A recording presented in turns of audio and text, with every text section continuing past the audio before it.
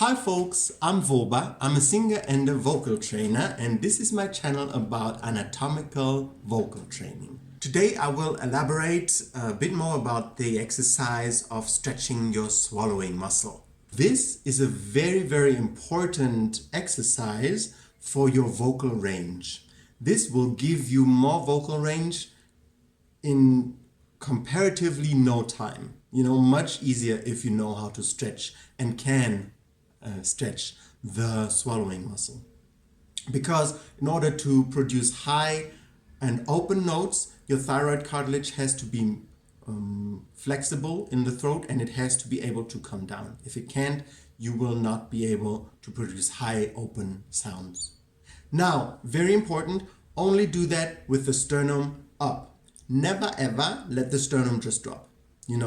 You need to work on your strength and your endurance for these big muscles in the sternum first, so you can actually keep it up there when you put the tongue out.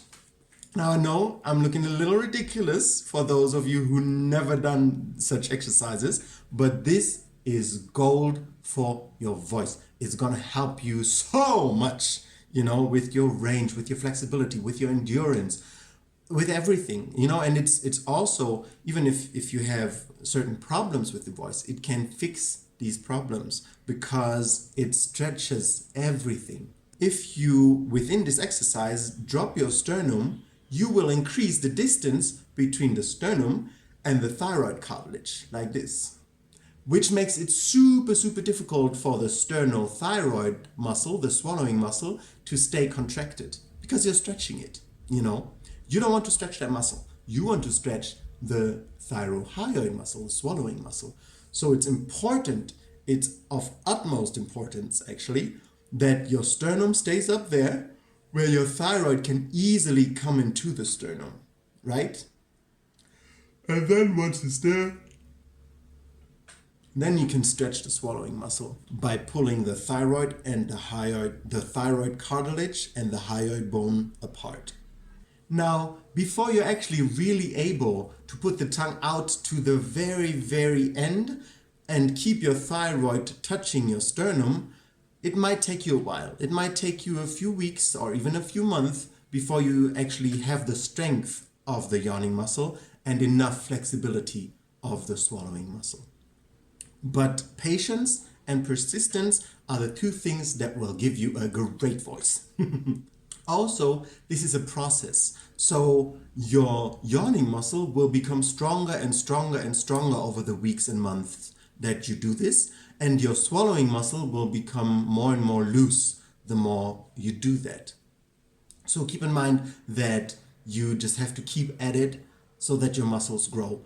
People who go into the gym to become bodybuilders, they're not bodybuilders in 3 days after starting to work out. Same thing here.